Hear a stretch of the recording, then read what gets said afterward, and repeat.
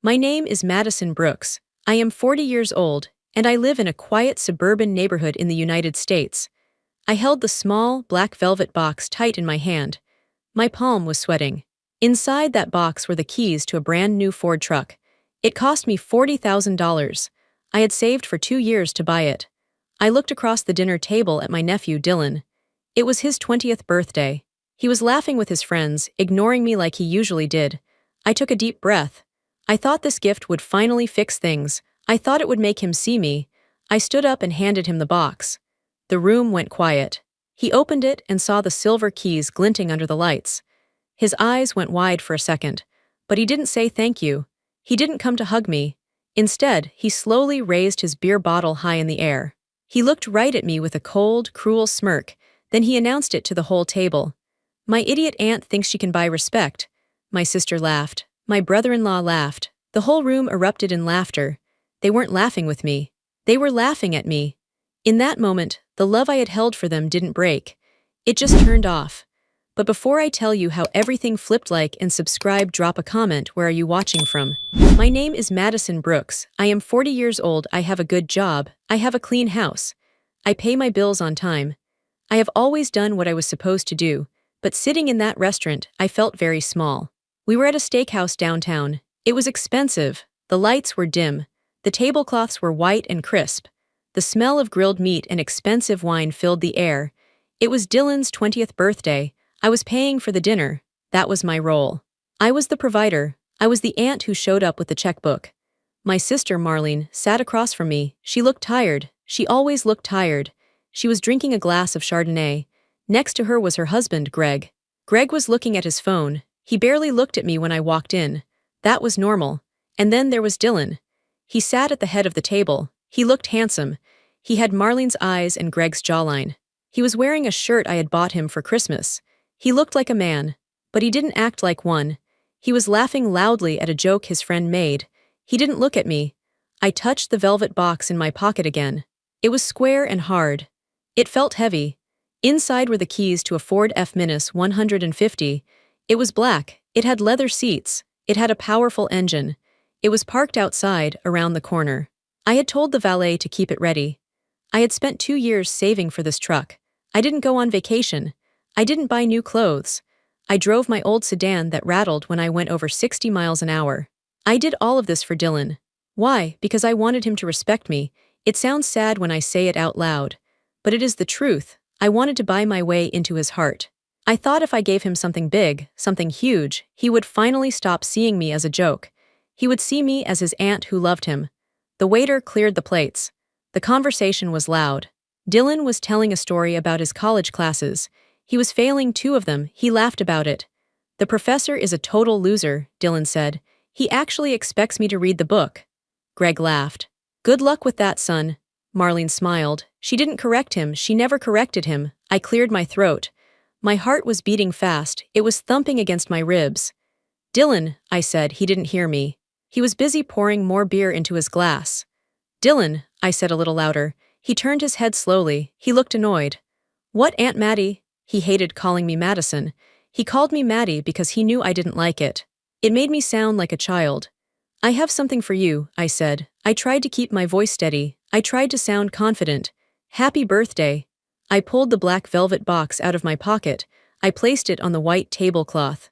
It looked very dark against the white fabric. The table went quiet. Dylan's friend stopped talking. Marlene put down her wine glass. Greg finally looked up from his phone. Dylan reached out. His hand was large. He picked up the box. He shook it a little. "What is it?" he asked. "Jewelry. Did you get me a necklace, Maddie?" His friend snickered. "Just open it," I said. He popped the lid open. The light from the chandelier hit the silver keys. They shined. There was a Ford logo on the keychain. Dylan froze. He stared at the keys. For 1 second, just 1 second, I saw shock on his face. I saw the little boy he used to be. The little boy I used to babysit. The boy I used to read stories to. "Is this real?" he asked. "It's parked outside," I said. I smiled. I felt a rush of hope. "It's a brand new F-150. It's all yours." "I paid for the insurance for the first year too," Marlene gasped. "Madison, you didn't." "I did," I said. "I wanted to help him get a fresh start, for his jobs, for school." I waited. I waited for the smile. I waited for him to jump up. I waited for the hug. I imagined him coming around the table and squeezing me tight. I imagined him saying, "Thank you, Aunt Madison. You are the best." But he didn't move. The shock on his face faded. It was replaced by something else, a smirk, a cold, ugly smirk. He closed the box. He tossed it onto the table. It made a dull thud. He picked up his beer bottle. He raised it high in the air like he was making a toast. He looked right into my eyes. His eyes were empty of love. They were full of mockery. "To my Aunt Madison," he announced. His voice was loud. Everyone in the restaurant could hear him. "My idiot aunt thinks she can buy respect." The silence that followed lasted only a second. Then the laughter started. It started with Dylan, a loud, barking laugh. Then his friends joined in. They slapped the table. Then Greg chuckled.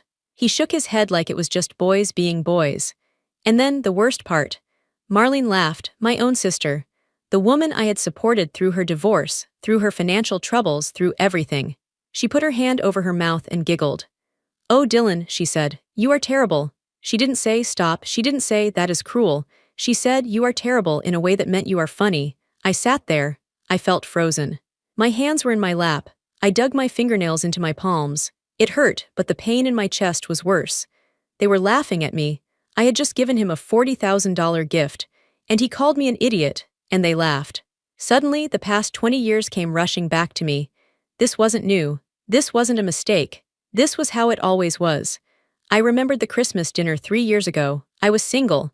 I had been single for a long time. I focused on my career. I was an accountant. I was good at my job. I made good money. But to them, I was just a sad, lonely woman. At that Christmas dinner, Dylan had made a joke. "Aunt Maddie is married to her spreadsheets," he had said. "She probably cuddles with a calculator at night." The whole family had laughed then, too. "It's just a joke, Madison," Marlene had said when she saw my face. "Don't be so sensitive. He's just teasing." I remembered the time I brought a date to a barbecue. His name was Mark. He was a nice man. He was quiet. Dylan was 17 then. He spent the whole afternoon making fun of Mark's shoes. He made fun of the way Mark ate his corn. Mark never called me back. "He was too sensitive," Marlene had said. "If he can't take a joke from a teenager, he isn't man enough for you." They always blamed me. If I was hurt, I was too sensitive. If I got angry, I was crazy. If I cried, I was dramatic. Dylan was the golden boy. He could do no wrong. When he failed his driving test the first time, it was the instructor's fault. Marlene said the man was biased. When he got caught drinking at school, it was his friend's fault. Marlene said they pressured him. When he lost his first job for being late, it was the boss's fault. Marlene said the boss was a tyrant. He was never responsible, he was never held accountable, and I was always the punchline. I looked at him now. He was 20 years old. He was an adult. He wasn't a child anymore. There were no excuses left. He was still holding the beer. He was grinning at his friends. He looked proud of himself. He thought he had won. He thought he had taken my gift and humiliated me at the same time. He thought he was powerful. He looked at the keys on the table. "Thanks for the wheels, though," he said, not looking at me. "I'm gonna look sick in that truck." "Yeah, you will," his friend said. "We can take it to the lake this weekend." "Totally," Dylan said. "We are going to trash that thing." He laughed again. "Trash it, it's free, right?" My heart stopped beating fast. It slowed down. It went very cold. I looked at Marlene. She was wiping tears of laughter from her eyes. She caught my eye. She saw that I wasn't laughing. "Oh, come on, Madison," she said. Her voice was dismissive. "Don't look like that. He's just happy. He loves the truck. He's just being Dylan." He's just being Dylan. That was the sentence that had ruined him. That was the sentence that had ruined our relationship. I looked at the food on my plate. I had ordered the salmon. I hadn't taken a single bite. I looked at the wine in my glass. I hadn't taken a sip. I realized something then. I was the one who taught them how to treat me. I had allowed this. I had laughed along in the past because I wanted to belong. I had accepted their apologies when they weren't real. I had kept giving them gifts, money, and time, hoping they would value me. But you cannot buy respect. Dylan was right about that. You cannot buy respect from people who enjoy hurting you. The waiter came back to the table. "Is everything okay here?" he asked. He looked confused by the laughter and my stone-cold face. "Everything is great," Dylan said. "My aunt just told a really funny joke." He pointed at me with his beer bottle. "She's a comedian." I looked at the waiter. I didn't smile. "Check, please," Greg said. "Oh no," Marlene said. Madison is getting this, right, Madison? It's her treat. She smiled at me. It was a greedy smile. She expected me to pay for the $300 dinner where they mocked me. She expected me to pay for the privilege of being insulted. I looked at the check folder the waiter placed on the table. It sat next to the velvet box. I looked at my hands. They were steady now. The shaking had stopped. I thought about the truck parked outside. It smelled like new car. It had 0 miles on it. I had imagined Dylan driving it to job interviews. I had imagined him picking up a date. I had imagined him helping Marlene with groceries. I had built a fantasy in my head. A fantasy where my family was kind. A fantasy where my generosity was appreciated. But reality was sitting right in front of me. Reality was a 20-year-old boy with a smirk drinking beer and calling me an idiot. I took a deep breath. The air in the restaurant felt thin. I stood up. My chair scraped against the floor. It was a loud sound. Marlene looked up. "Where are you going?" "The bathroom." I didn't answer. I reached for my purse. I put the strap over my shoulder.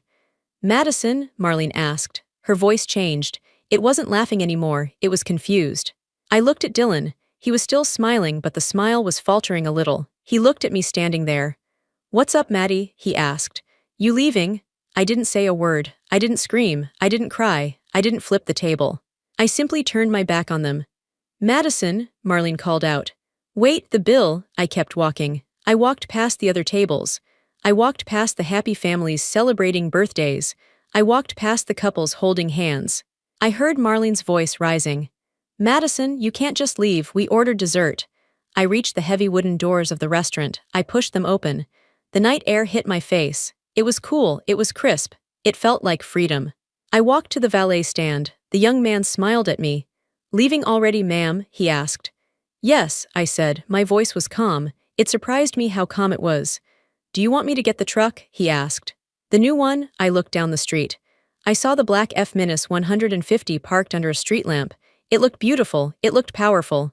"No," I said. "I have the keys." I didn't have the keys. The keys were on the table. But I had the spare key in my purse. I always kept a spare, just in case. "Actually," I said to the valet, "I'm going to walk for a minute. My sister will handle the bill inside." I lied. I knew Marlene didn't have the money. Greg's credit card was maxed out. I knew this because I did their taxes. They would be stuck with the bill. They would have to scramble. They would be embarrassed. For the first time in my life, I didn't care. I walked away from the restaurant. I walked into the darkness of the parking lot. I could still hear the faint sound of laughter coming from inside, but I knew it would stop soon. It would stop as soon as the waiter brought the credit card machine. I walked to my old sedan. I got in. I sat in the driver's seat. It was cold. The seats were worn. I put my hands on the steering wheel. I looked at the restaurant entrance. I waited. 5 minutes passed. Then 10. Then I saw the doors fly open. Marlene came out. She was holding her phone to her ear. She looked frantic. She was looking around the parking lot. Greg followed her. He looked angry. He was waving his arms. Dylan came out last. He was holding the velvet box. He looked confused. I watched them. I was hidden in the shadows. They couldn't see me. They were looking for me. They wanted me to fix it. They wanted me to pay. They wanted me to apologize for ruining the night. I started my car. The engine rumbled. I didn't turn on my headlights. I backed out of the spot slowly. I drove out of the lot by the back exit. I left them there. I drove home in silence. I didn't turn on the radio. I just listened to the sound of the tires on the pavement. My phone started to buzz. It was in my purse on the passenger seat. Buzz, buzz, buzz. It was Marlene. Then Greg. Then Dylan. I didn't look at it. I got to my house. It was a small house, but it was mine. I had paid for it myself. It was quiet. I walked into my kitchen. I poured myself a glass of water. I stood by the window and looked out at my backyard. The phone was still buzzing in my purse. I felt something strange. I checked myself. Was I sad? No. Was I crying? No. I touched my face. My cheeks were dry. Usually, after a family dinner, I would be crying. I would be wondering what I did wrong. I would be planning how to apologize. But tonight, I felt nothing. It was a cold, hard feeling. It was like a switch had been flipped. I had spent 40 years trying to be good. I had spent 40 years trying to be loved. And tonight, I realized it was a waste of time. They didn't love me. They loved what I gave them. They loved that I was a punching bag. They loved that I was an ATM. I took a sip of water. It was cool and refreshing. I looked at the clock on the stove. It was 10 p.m. They would be home soon. Dylan would be driving the truck. He would be showing it off to his neighbors. He would be laughing about how his idiot aunt stormed out but left the truck behind. He thought he had won. He thought the truck was his. He was wrong. I set the glass down on the counter. I went to my bedroom. I took off my nice dress. I put on a pair of black jeans and a black hoodie. I put on my sneakers. I sat on the edge of my bed. I waited. I needed to wait until they were asleep. I needed to wait until the alcohol settled in their systems. I checked my phone. 17 missed calls. 3 text messages. Marlene, where are you? You stuck us with the bill. Marlene, call me now, this is so selfish. Greg, Dylan is upset. You ruined his birthday. I stared at the messages. I ruined his birthday. I laughed. It was a short, dry sound. I looked at the time. 11:30 p.m. Not yet. I lay down on the bed and stared at the ceiling. I replayed the dinner in my mind. My idiot aunt thinks she can buy respect. The words echoed in my head. No, Dylan, I thought, you can't buy respect. But you can definitely lose it. And he had lost it. He had lost me. At 2:45 a.m. I sat up. The house was silent. The neighborhood was silent. I grabbed my keys, not my car keys. The spare key to the F-150. I walked out to my car. I drove quietly through the empty streets. Marlene and Greg lived 5 miles away. It was a nice neighborhood. I had helped them with the down payment on their house 10 years ago. They had never paid me back. I turned onto their street. It was dark. Most of the houses had their porch lights off. I saw it immediately. The black Ford F-150 was parked in their driveway. It was parked crookedly. Dylan had done a bad job parking it. One wheel was on the grass. I parked my car 2 houses down. I turned off the engine. I pulled my hood up over my head. I walked down the sidewalk. My footsteps were silent. I reached their driveway. The house was dark. They were asleep. I walked up to the truck. I touched the cold metal. It was a beautiful machine. It didn't deserve to be driven by a boy who mocked the person who bought it. I pressed the unlock button on the remote. The lights flashed. The locks clicked open. I froze. I waited to see if a light would turn on in the house. Nothing. I opened the driver's door. I climbed in. It still smelled like the dealership. I put the key in the ignition. I turned it. The engine roared to life. It was loud. I held my breath. I put it in reverse. I backed out of the driveway. I didn't turn on the headlights yet. I swung the truck onto the street. I shifted into drive. I pressed the gas. I drove away. I didn't look back at the house. I just drove. I drove the 5 miles back to my house. I pulled the truck into my garage. It was a tight fit, but I made it. I turned off the engine. The garage was suddenly very quiet. I got out. I closed the garage door. The heavy metal door slid down, shutting out the world. I was alone in the garage with the truck. I went to my tool bench. I grabbed a wrench. I popped the hood of the truck. I disconnected the battery. Then I grabbed a large canvas tarp I used for painting. I threw it over the truck. I covered it completely. It looked like a large, shapeless lump in my garage. I dusted off my hands. I went back inside my house. I locked the door. I went into the kitchen and made myself a cup of tea. I sat at the table and drank it. It was 3:30 a.m. I felt a sense of peace I hadn't felt in years. I knew what was coming. I knew the storm that would hit in the morning. They would wake up. Dylan would look out the window. The truck would be gone. They would panic. They would call the police. They would think it was stolen. And then they would remember the spare key. They would remember me. My phone was on the table. It was silent for now. But I knew the explosion was coming. I finished my tea. I rinsed the cup. I went to bed. I slept better than I had in 20 years. I woke up at 7 a.m. The sun was shining through my curtains. For a moment, I forgot what had happened. I felt rested. Then I looked at my phone. The screen was full of notifications. It was a solid wall of text. 65 missed calls, 42 text messages, 12 voicemails. They were all from Marlene, Greg, and Dylan. I scrolled through them. The tone changed from confusion to anger to pure rage. Marlene, 11:45 p.m. Madison, pick up. This isn't funny. Greg, 12:30 a.m. The truck is gone. Did you take it? That is theft. Dylan, 1:15 a.m. You are a psycho. Bring my truck back right now or I'm calling the cops. Marlene, 2 a.m. We know you took it. The valet said you had a key. How dare you? He is devastated. I put the phone down. I didn't reply. I didn't feel guilty. I went to the kitchen and started the coffee maker. I could hear the birds singing outside. It was a beautiful morning. I was pouring my first cup of coffee when the pounding started. Bam, bam, bam, it was my front door. The house shook with the force of it. Madison, open this door. It was Dylan. I didn't rush. I took a sip of coffee. I walked slowly to the living room. Through the window, I saw him. He was wearing the same clothes as last night. He looked disheveled.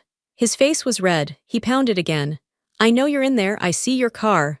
I unlocked the deadbolt and opened the door. Dylan stood there. He was breathing hard. His hands were balled into fists. He looked at me with pure hatred. Where is it? He screamed. He didn't say hello. He just screamed. Good morning, Dylan, I said calmly. Don't give me that, he spat. Where is my truck? I know you took it. You stole my property. I leaned against the doorframe. It's not your property, Dylan. The title is in my name. I bought it. I paid for it.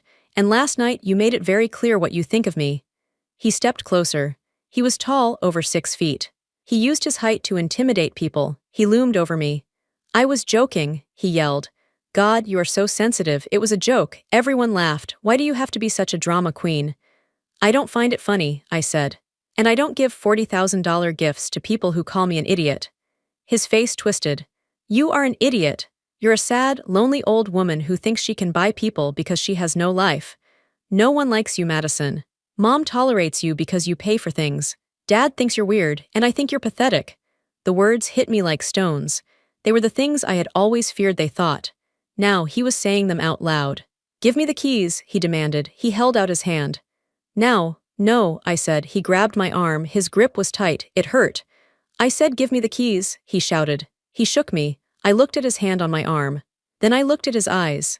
There was no love there. There was only entitlement. He thought he could hurt me and I would just take it. He thought I was weak. I wasn't weak anymore. I pulled my arm back. I didn't pull away in fear.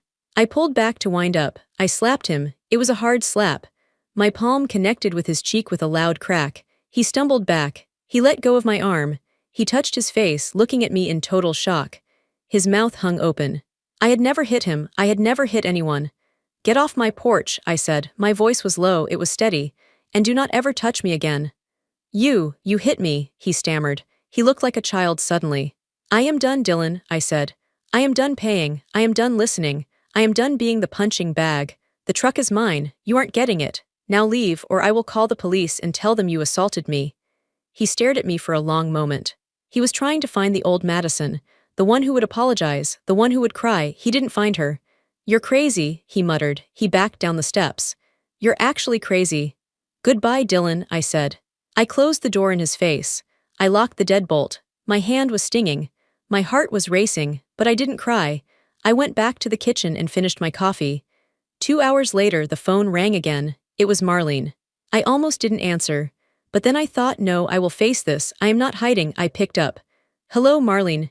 He crashed, Marlene said. Her voice wasn't angry. It was shaking. It was small. My stomach dropped. What, Dylan, she sobbed. He crashed my car. He's at the hospital. Is he okay? I asked. I felt a flicker of worry. He was still my nephew. He's fine, she said. Bruises, a sprained wrist, but the car. Madison, my car is gone. It's totaled. What happened? He was so angry when he left your house, Marlene said. She was crying harder now. He came home screaming. He took my keys off the counter. I tried to stop him, but he just pushed past me. He said he was going to go for a drive to cool off. He was driving so fast. He ran a red light at the intersection by the mall. He T-boned a delivery van. I closed my eyes. Is the other driver okay? Yes, thank God, she said. But the police are there. They gave Dylan a ticket, reckless driving, and my insurance might not cover it because he's not on the policy for my car. She took a ragged breath. Madison, I don't know what to do. I have no car. Greg is at work. Dylan is sitting in the emergency room screaming at the nurses. Can you come? Please, we need you. The old me would have grabbed my purse. The old me would have rushed to the hospital. The old me would have offered to pay for a rental car for Marlene. The old me would have paid Dylan's ticket. No, I said, silence on the other end. What? I'm not coming, Marlene, I said. But he's hurt. I'm stranded. You have a husband, I said. Call Greg, call a taxi, but do not call me to fix this. How can you be so cold? She whispered. He's your nephew. He is an adult who stole your car and crashed it because he was having a tantrum, I said. And last night you laughed when he spit in my face. You laughed, Marlene. I didn't mean it like that, she stammered. You did, I said. And now you are dealing with the consequences of raising a son who thinks the world owes him everything. I am not coming. I hung up the phone. I sat on my couch. The house was quiet. I felt a strange mixture of grief and relief. I was grieving the family I wished I had, but I was relieved to be free of the family I actually had. That evening, Marlene came to my door. She didn't have a car, so she must have taken an Uber. She looked 10 years older than she had the night before. Her eyes were swollen. Her shoulders were slumped. I let her in. We sat at the kitchen table. "He's home," she said quietly. "Greg picked us up. Dylan is in his room. He's blaming the other driver. He's blaming the wet road. He's blaming you." "Of course he is," I said. "He said if you hadn't stolen his truck, he wouldn't have been driving my car," Marlene said. She looked at me with sad eyes. "He really believes that." "Do you believe it?" I asked. Marlene looked down at her hands. She twisted her wedding ring. "I don't know, Marlene," I said sharply. "He ran a red light." "I know," she whispered. "He called me a pathetic loser last night," I said. "And you laughed." Marlene started to cry again. "I was just trying to keep the peace, Madison. You know how he is. If I don't laugh, he gets angry at me too. I'm scared of him sometimes. Not that he'll hit me, but his anger, it fills the whole house. It's easier to just go along with it." "And that is why he is the way he is," I said, "because you go along with it." Marlene put her head in her hands. "I'm so tired, Madison. I'm so tired. The car is gone. We don't have money for a new one. Greg is furious. And Dylan, he just expects us to fix it. He asked me an hour ago when I was going to get a rental so he could go see his friends." She looked up at me. Her face was full of pain. "I told him no," she said. "For the first time, I told him no." "Good," I said. "He threw a vase against the wall," she said. "He broke my mother's blue vase." I reached across the table and touched her hand. "He needs to learn, Marlene, and you need to stop protecting him." "I think he needs to leave," she said. Her voice trembled. "I don't think he can stay in the house right now. Greg wants to kick him out." I think I agree." She looked at me hopefully. "Can he stay here, just for a few days, until he calms down?" I pulled my hand back. "Absolutely not. Please, Madison, he respects you deep down." "He hates me," I said. "And I don't feel safe around him. He grabbed me this morning. He was physically aggressive. I will not have him in my home." Marlene looked shocked. "He grabbed you?" "Yes." Marlene slumped back in her chair. "Oh God. What have we done?" "You didn't do it alone," I said, "but you have to stop it now." She nodded slowly. You're right," she stood up. "I should go, Greg is waiting for me." She walked to the door. She paused and looked back. "I'm sorry, Madison, about the dinner. You didn't deserve that." "No," I said, "I didn't." "Dylan didn't stay at home. Greg kicked him out that night. He didn't come to me. He knew that bridge was burned. Instead, he went to Aunt Valerie. Valerie was our father's younger sister. She lived in a bungalow on the other side of town. She was the cool aunt. She burned sage to clear negative energy. She collected crystals. She believed that rules were oppressive constructs. She had always told Dylan that he was a free spirit who shouldn't be tied down by conventional expectations. She was the enabler's enabler. For 3 days, it was quiet. I went to work. I came home. I worked in my garden. I didn't hear from anyone.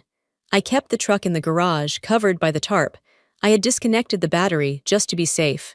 I figured Dylan was too busy sulking at Valerie's to bother me. I was wrong. On the 4th day my phone rang. It was Valerie. "Madison," her voice was tight. It was high-pitched, bordering on hysteria.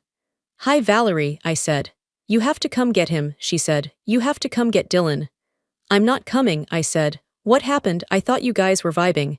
"He's a monster," Valerie cried. "He is an absolute monster." I tried to be nice. I made him organic meals. I gave him the guest room. I told him he could heal his trauma here. "And he refuses to help," she shouted. I asked him to take out the trash, and he laughed at me. He called my crystals stupid rocks.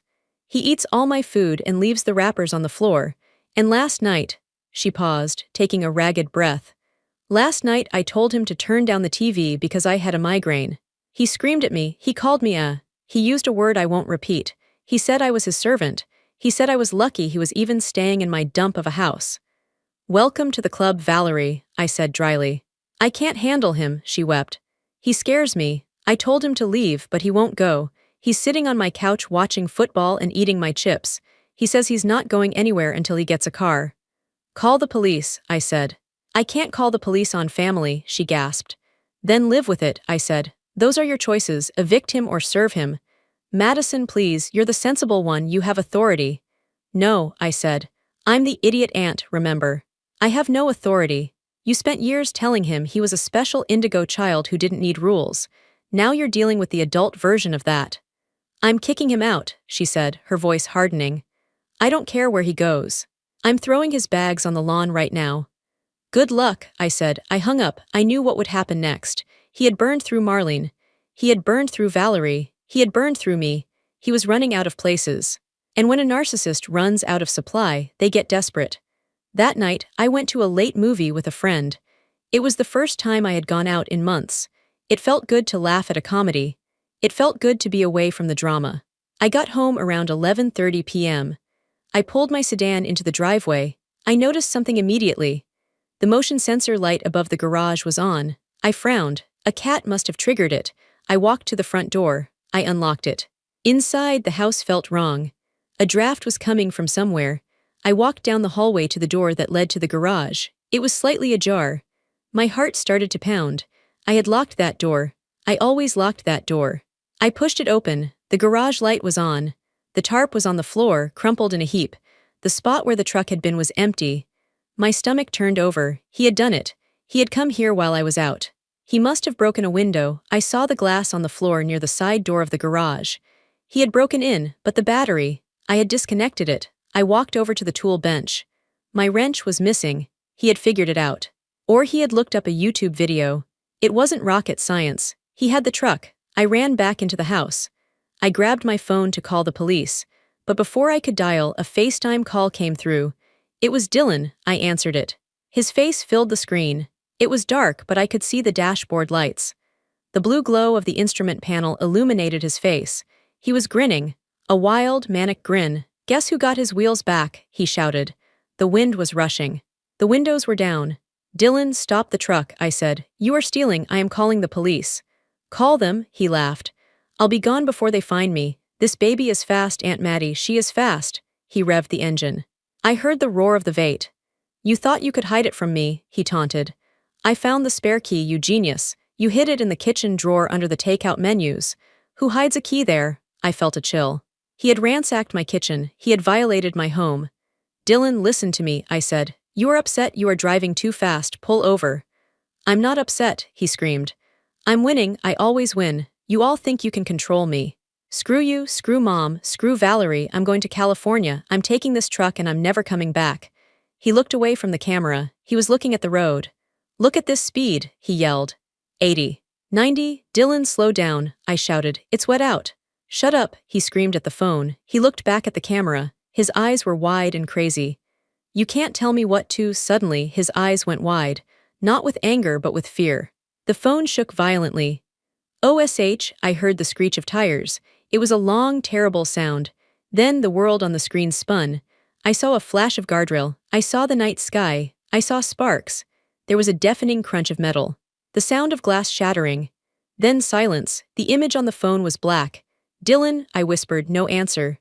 Dylan, I screamed. Silence. Then a faint groaning sound. I hung up. I dialed 911. My hands were shaking so hard I dropped the phone twice. My nephew, I gasped to the operator. He crashed. He was on the highway. I think he's near the exit 4 ramp, please. I drove to the hospital. I didn't want to go, but I had to. I was the owner of the vehicle. I was the witness. When I arrived, Marlene and Greg were already there. They were sitting in the waiting room. Marlene was sobbing into a tissue. Greg was staring at the floor. They looked up when I walked in. Marlene didn't hug me. She just looked at me with dull, empty eyes. He's alive, Greg said. His voice was flat. Broken leg, broken ribs, concussion, but he's alive. The truck? I asked. Greg let out a short, humorless laugh. Destroyed, wrapped around a telephone pole. The police said he was doing nearly 100. I sat down in a plastic chair. I felt numb. A nurse came out a few minutes later. Family of Dylan Brooks. Yes, Marlene said, standing up. He's awake, the nurse said. He's on a lot of pain medication, but he's lucid. You can see him for a moment. We walked into the room. It smelled like antiseptic. The lights were harsh. Dylan was lying in the bed. His leg was in a cast. His face was swollen and purple. He had a bandage around his head. He opened his eyes. He saw Marlene. Then he saw me. The hate in his eyes hadn't gone away. It was just groggy now. Hi, baby, Marlene whispered. She reached for his hand. He pulled his hand away. He looked straight at me. She did this, he rasped. His voice was weak, but the venom was there. He pointed a shaking finger at me. She took everything from me, he told the nurse who was checking his IV. My aunt. She stole my truck. She made me crazy. It's her fault. The nurse looked at me awkwardly. He's confused, Marlene said quickly. I'm not confused, Dylan shouted. He tried to sit up but winced in pain. She ruined my life. Get her out of here. Get her out. The monitor started beeping faster. Ma'am, I think you should leave, the nurse said to me gently. He needs to stay calm. I looked at Dylan. He was 20 years old. He was broken in a hospital bed. He had destroyed 2 cars in 3 days. He had alienated everyone who loved him. And he was still pointing the finger at me. He couldn't see it. He truly couldn't see that he was the problem. I looked at Marlene. She wasn't defending him this time. She was just crying silently. I'm leaving, I said. I walked to the door. I paused and looked back at him. I didn't take anything from you, Dylan, I said calmly. You threw it all away. I walked out of the hospital room. I walked out of the hospital. I stepped into the cool night air. I didn't have a truck anymore. I didn't have a nephew anymore, not really. But for the first time in my life, I felt completely free. The weeks after the crash were a blur of paperwork and silence. My beautiful truck was gone. It was a total loss. The insurance company called me every day. The police called me. They asked if I wanted to press charges for theft. Technically, he had stolen it. He broke into my house. He took the key. He drove it without permission. I could have sent him to jail. I sat with the phone in my hand for a long time. I thought about him in that hospital bed. I thought about the hate in his eyes. No, I told the officer. I won't press charges, but I want a restraining order. It was the hardest thing I ever did, but I had to do it. I had to draw a line in the sand that was so deep he couldn't cross it. Dylan was discharged from the hospital 3 days later. He was on crutches. He had a cast on his leg and a brace on his neck. He called Marlene to pick him up. She didn't go, she told me about it later. She sat in her living room, staring at the phone while it rang. It rang and rang. I wanted to pick it up, she told me. My hand was shaking. I wanted to go get him and bring him home and make him soup. That's what I've always done. Why didn't you? I asked. Because I remembered his face, she said. I remembered him screaming at the nurse. I remembered him blaming you. And I realized, if I bring him home now, he will never change. He will kill someone next time, or himself. So Dylan took a taxi from the hospital. He didn't have anywhere to go. He went to his best friend, Kyle's house. Kyle was the one who had laughed the loudest at the dinner.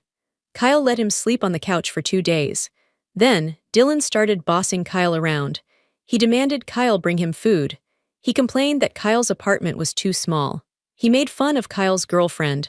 Kyle kicked him out on the 3rd day. Dylan went to another friend. He lasted a week there. He got caught stealing money from the friend's wallet to buy cigarettes. He was kicked out again. Every bridge he had built, he burned. He burned them with his arrogance. He burned them with his selfishness. He moved from couch to couch, getting desperate. He called me once from a blocked number. Aunt Madison, he said. His voice was different. It wasn't smug, it was panicked. I have nowhere to sleep, it's raining, my leg hurts. I stood in my kitchen, the same kitchen he had ransacked. I can't help you, Dylan, I said. You're going to let me sleep on the street? He cried. I'm family. Family treats people with respect, I said. You made your choices, you need to figure this out. I hung up. Then I cried for an hour. It hurts to be tough. It hurts to say no to someone you love. But I knew that saying yes would be worse. Saying yes would be participating in his destruction. A month passed. The silence in the family was heavy. Marlene stopped running. She stopped fixing. For the first time in 20 years, she just sat still. She came over to my house one rainy Tuesday. We sat on my back porch, watching the rain hit the grass. I haven't heard from him in 4 days, she said softly. He's figuring it out, I said. Or he's dead in a ditch, she said. Her voice broke. He's a survivor, Marlene, I said. He's smart when he wants to be. He just never had to use his brain because we did all the thinking for him. Marlene took a sip of her tea. She looked older. The lines on her face were deeper, but there was a clarity in her eyes I hadn't seen before. I messed this up, didn't I? She asked. It was a whisper, but it was the loudest thing she had ever said. I looked at her. I didn't want to hurt her, but I couldn't lie, not anymore. We all played a part, I said. But yes, you taught him that he was the center of the universe. You taught him that rules didn't apply to him. She nodded. Tears rolled down her cheeks. I thought I was loving him, she said. I thought being a good mother meant protecting him from pain. I didn't want him to struggle like we did growing up. Struggle is how we learn, I said. You took away his lessons. Every time he fell, you caught him, so he never learned how to stand up. I see that now, she said. I see it every time I look at the empty driveway where my car used to be. I see it every time I look at Greg, who won't even say Dylan's name anymore. She reached out and took my hand. I'm sorry, Madison, she said. I'm sorry I let him treat you like that. I'm sorry I laughed, I was weak. I was afraid of his temper, so I sacrificed you to keep him happy. I know, I said. I promise you, she said, squeezing my hand. It stops. If he comes back, it will be different. I won't be that mother anymore. I believe you, I said, and for the first time I actually did. 6 months went by, I healed, I really healed, I focused on my work. I started painting again, something I hadn't done since college. I bought a used car, a sensible SUV. It wasn't as fancy as the truck, but it was mine, and no one mocked it. We heard rumors about Dylan. He was working at a warehouse on the edge of town. It was hard, physical labor. He was living in a small studio apartment above a garage. He wasn't on social media. He wasn't partying. We didn't reach out. We waited. Then, on a Sunday afternoon in October, he showed up. I was raking leaves in my front yard. Marlene was there, helping me. We were bagging the leaves and talking about recipes for Thanksgiving. A car pulled up. It was an old, beat-up Honda. It had rust on the bumper and a dent in the door. The driver's door opened. Dylan stepped out. I stopped raking. Marlene dropped the bag she was holding. He looked different. He had lost weight. The beer bloat in his face was gone. His jaw was sharp. His hair was cut short, almost military style. He was wearing work boots and a plain gray t-shirt. He still had a slight limp from the accident. He didn't swagger. He didn't smirk. He walked slowly up the driveway. He stopped 10 feet away from us. He didn't come too close. He respected the invisible line. Hi, Mom, he said. Hi, Aunt Madison. His voice was lower. It was quiet. Hi, Dylan, Marlene said. She didn't run to him. She stood her ground next to me. He looked at his boots, then looked up at us. His eyes were clear. The arrogance was gone. In its place was something else, exhaustion maybe, and shame. I have a check, he said. He reached into his pocket and pulled out a folded piece of paper. He held it out. It's not much, he said. It's $500. It's for the deductible on your car, Mom. And for the window I broke at your house, Madison. Marlene looked at the check. She didn't take it immediately. I'm working at the distribution center, Dylan said. Night shift, it pays okay. I'm going to bring you a check every month until I pay off the cars. That will take a long time, Dylan, I said. Decades. I know, he said. I have time. He looked at me directly. It wasn't a glare. It was a look of recognition. I'm in therapy, he said. Court-ordered at first for the reckless driving charge, but I kept going. I go twice a week. That's good, I said. My therapist says I have a problem with entitlement, he said. He gave a small, dry laugh.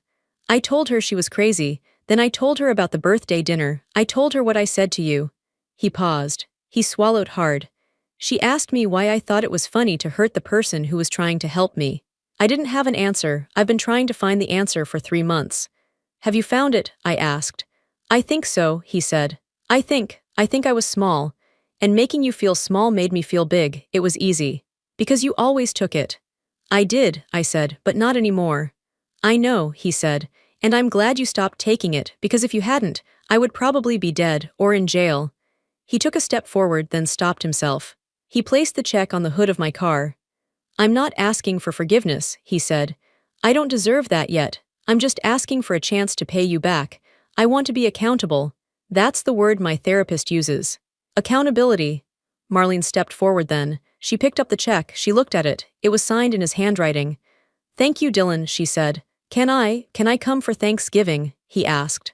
He looked like a little boy again for a second, hopeful and scared. Marlene looked at me. It was her decision, but she was checking with me. She was respecting my boundary. I looked at Dylan. I didn't feel the old anger. I didn't feel the need to punish him.